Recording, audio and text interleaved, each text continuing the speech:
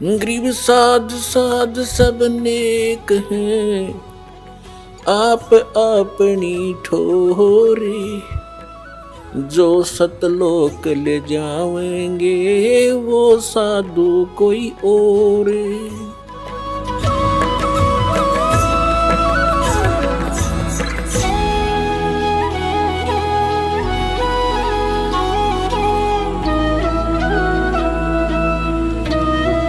ಆ ಪರಮಾತ್ಮ ಸ್ವತಃ ಬರುತ್ತಾರೆ ಮತ್ತು ನಮಗೆ ಆಂಟಿಬಯೋಟಿಕ್ ಟ್ಯಾಬ್ಲೆಟ್ ಅನ್ನು ನೀಡುತ್ತಾರೆ. ಈ ಸತ್ಸಂಗರೂಪಿ ಇಂಜೆಕ್ಷನ್ ಅನ್ನು ನೀಡುತ್ತಾರೆ.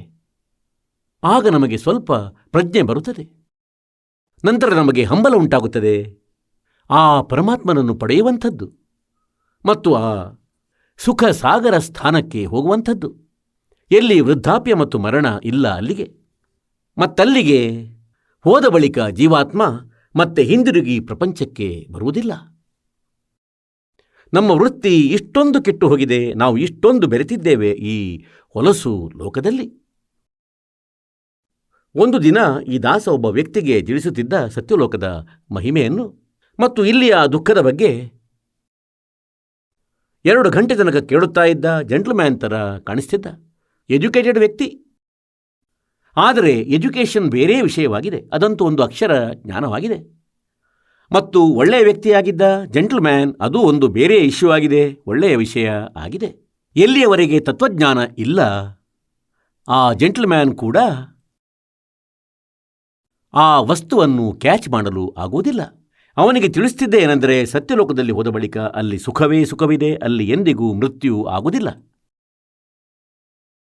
ಅವೆಲ್ಲವನ್ನು ಕೇಳಿಸಿಕೊಂಡು ಹೇಳಿದ, ಮಹಾರಾಜರೇ, ಒಂದು ಮಾತು ಕೇಳಿರಂತೆ, ನಾನು ಇಂಥ ವ್ಯಕ್ತಿಯಾಗಿದ್ದೇನೆ, ಯಾವುದೇ ಕಾರ್ಯವನ್ನು ಮಾಡಿದರೂ ಅದನ್ನು ಬಹಳ ಶ್ರದ್ಧೆಯಿಂದ ಮಾಡುತ್ತೇನೆ ಮತ್ತು ಅದರಲ್ಲಿ ಸಫಲನಾಗಿಯೇ ತೀರುವೆ ಕೂಡ. ಮತ್ತು ನನಗೆ ಭಯ ಈ ವಿಷಯಕ್ಕೆಂದರೆ, ನಾನು ತಮ್ಮ ಮಾತನ್ನು ಒಪ್ಪಿಕೊಂಡು ತಾವು ತಿಳಿಸಿದಂತಹ ಸಾಧನೆಯನ್ನು ಮಾಡುವೆ. ಮೊದಲಂತೂ ಇಂದಿನ ತನಕ ಇಂತಹ ಜ್ಞಾನವನ್ನು ನಮಗೆ ಯಾರೂ ಹೇಳಿಲ್ಲ ಮತ್ತು ನಾನು ಸಾಧನೆಯನ್ನು ಮಾಡುವೆ ಬಹಳ ದೃಢವಾಗಿ. ಮತ್ತು ನನಗೆ ಭಯ ಈ ವಿಷಯ ಇದ್ದಾಗಿದೆ ಅಂದರೆ, ಎಲ್ಲಾದರೂ ನಾನು ಅಲ್ಲಿಗೆ ತಲುಪಿದರೆ ಒಬ್ಬಂಟಿಗನಾಗಿ ಅಲ್ಲಿ ನನಗಾರೂ ಸಿಕ್ಕಿಲ್ಲ ಅಂದರೆ ನನಗೆ ಜೀವಿಸಲಾಗದು. ಇದಕ್ಕಾಗಿ ನಾನು ಈ ಸಾಧನೆಯನ್ನು ಮಾಡಲಾರೆ, ನಾನಂತೂ ಇಲ್ಲಿಯೇ ಇರುವೆ. ನಾನು ಹೇಳಿದೆ, ಸೋದರ, ಒಂದು ಮಾತು ಹೇಳು, ಇಲ್ಲಿ ಇಂದಂತೂ ತಾನು ಮನುಷ್ಯನಾಗಿರುವೆ, ಮುಂದಿನ ಜನ್ಮ ತನ್ನದು ನಾಯಿಯದಾಯಿತು, ಕತ್ತೆಯದು ಆಯಿತು, ಆಗ ಇಲ್ಲಿ ಏನು ಮಾಡುವೆ ನೀನು? ಹೀಗೆ ಹೇಳಿದ್ದೇನೆಂದರೆ, ಇಲ್ಲಿಯೇ ಚೆನ್ನಾಗಿದೆ, ಇಲ್ಲಿ ಒಬ್ಬರಿಗೊಬ್ಬರು ಕಾಣುತ್ತಾ ಇರುತ್ತೇವೆ, ಮನಸ್ಸಂತೂ ಸೇರುವುದು. ನಾನು ಹೇಳಿದ್ದೇನೆಂದರೆ, ನಿನಗೆ ತಿಳಿಸಿದರೂ ಏನೂ ಪ್ರಯೋಜನವಿಲ್ಲ, ನಿನ್ನ ಬುದ್ಧಿ ಇಷ್ಟು ಭ್ರಷ್ಟವಾಗಿದೆ. ಸಂಪೂರ್ಣ ಜ್ಞಾನವನ್ನು ತಿಳಿದುಕೊಳ್ಳಿ. ಅಲ್ಲಿಯೂ ಕೂಡ ಸೃಷ್ಟಿ ಇದೆ, ನಿಮ್ಮ ಮಹಲುಗಳು ಅಲ್ಲಿ ಖಾಲಿ ಬಿದ್ದಿವೆ ಮತ್ತು ಯಾರೂ ಈ ಕಾಲನ ಜಾಲದಲ್ಲಿ ಸಿಲುಕಿಲ್ಲ. ಅವರು ಸುಖವಾಗಿದ್ದಾರೆ, ಆರಾಮವಾಗಿ ಅಲ್ಲಿ ಇರುತ್ತಿದ್ದಾರೆ.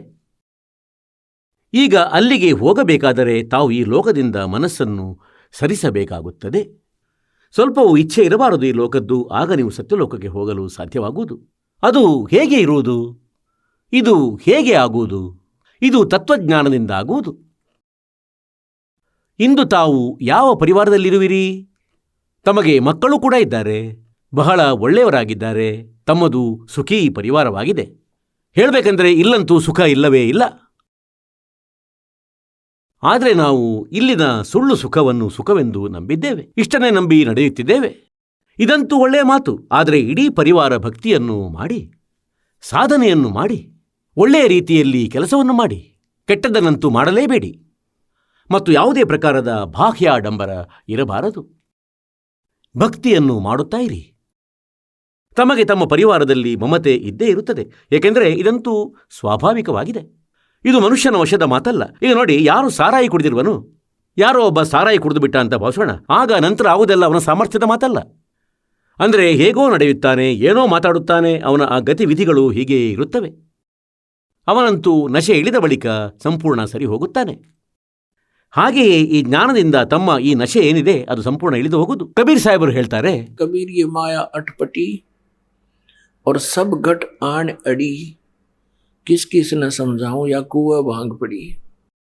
ಅಂದರೆ ಯಾವುದೋ ಒಂದು ಬಾವಿಯಲ್ಲಿ ಚೆನ್ನಾಗಿ 1 ಕ್ವಿಂಟಾಲ್ ಭಂಗಿಯನ್ನು ಅರೆದು ಹಾಕಿದ್ದಾರೆ ಅಂದುಕೊಳ್ಳಿ. ಮತ್ತು ಆ ಬಾವಿಯ ನೀರನ್ನು ಯಾರಾದರೂ ಕುಡಿಯುತ್ತಾರೋ? ಬೇಕಾದರೆ 1000 ಜನ ಕುಡಿಯಲಿ. ಆಗ ಆ 1000 ಜನರದ್ದೂ ಗತಿವಿಧಿ, ಮಾತಾಡುವ, ನಡೆಯುವ ಏನು ಸ್ಥಿತಿ ಇರುತ್ತದೋ, ಅವರ ಚಲನೆ, ಅವರ ಮಾತು ಎಲ್ಲರದು ಒಂದೇ ರೀತಿ ಇರುವುದು. ಅಡ್ಡಾದಿಡ್ಡಿ ನಡೆಯುವರು, ಹೇಳುವನು ಒಂದು, ಮಾಡುವನು ಇನ್ನೊಂದು. ಅಂದರೆ ಇದೇ ರೀತಿಯ ಸ್ಥಿತಿ ನಮ್ಮೆಲ್ಲರದು ಆಗಿದೆ. ಪರಮಾತ್ಮ ಹೇಳ್ತಾರೆ, ಈ ಕಾಲನು 21 ಬ್ರಹ್ಮಾಂಡ ರೂಪಿ ಬಾವಿಯಲ್ಲಿ ಈ ಭಂಗಿಯನ್ನು ಹಾಕಿಟ್ಟಿದ್ದಾನೆ. ತ್ರಿಗುಣ ಮಾಯದ್ದು. ರಜೋಗುಣದ ಆಧಾರದಿಂದ ನಾವು ಇಲ್ಲಿ ಸಂತಾನೋತ್ಪತ್ತಿಯನ್ನು ಮಾಡುತ್ತೇವೆ. ಇದನ್ನೇ ನಾವು ಸುಖವೆಂದು ನಂಬಿದ್ದೇವೆ. ಇದನ್ನೇ ನಾವು ಭೋಗವಿಲಾಸವೆಂದು ನಂಬಿದ್ದೇವೆ. ಮತ್ತು ಇಲ್ಲಿ ಮನೆ, ಬಂಗಲೆ, ರಾಜ್ಯಭಾರ, ಉಚ್ಚ ಪೋಸ್ಟ್ ಇದನ್ನು ಪ್ರಾಪ್ತಿಸುವುದು, ಇದು ಕೂಡ ರಜೋಗುಣದ ದೋಷವಾಗಿದೆ. ಸತೋಗುಣದ ಆಧಾರದಿಂದ ನಾವು ಒಬ್ಬರಿಂದೊಬ್ಬರಲ್ಲಿ ಮಮತೆ ನಮ್ಮದು ಸಿಕ್ಕಿಕೊಂಡಿದೆ. ಜೀವಿಯ ವಶದ ಮಾತಲ್ಲ ಇದು. ಮತ್ತು ತಮೋಗುಣದ ಆಧಾರದಿಂದ ನಾವು ಒಂದೇ ಒಂದು ನಿಮಿಷದಲ್ಲಿ ಜಗಳವನ್ನು ಆಡುತ್ತೇವೆ, ಅಥವಾ ಗೊತ್ತಿಲ್ಲ ಎಲ್ಲಿ ಯಾವ ಸ್ಥಿತಿಯಲ್ಲಿ ತಲುಪಿರುತ್ತೇವೆ ಎಂದು ಹಿಂಸೆಯನ್ನು ಮಾಡಿರುತ್ತೇವೆ. ಹಾಗಾದರೆ ಈ 3 ಗುಣಗಳ ಒತ್ತಡ ಪ್ರತಿಯೊಂದು ಜೀವಿಗಳ ಮೇಲಿದೆ. ಹಾಗಾದರೆ ನಾವು ಈ ಸ್ಥಿತಿಯನ್ನು ಅರಿಯಬೇಕಾಗಿದೆ. ಈಗ ಹೇಗೆಂದರೆ, ನೋಡಿ, ನಿಮ್ಮ ಪರಿವಾರವಿದೆ. ಈ ಜ್ಞಾನದಿಂದಾಗಿ ನಿಮ್ಮ ಈ ನಶೆ ಏನಿದೆ ಅದು ಇಳಿಯುವುದು, ಕಡಿಮೆಯಾಗುವುದು. ಮತ್ತು ತಮಗೆ ಇದು ನೆನಪಿರಬೇಕೆಂದರೆ ಈ ಸಂತಾನ ಏನಿದೆ ಇದು ತಮ್ಮದು ಅಲ್ಲ ಎಂಬುದು.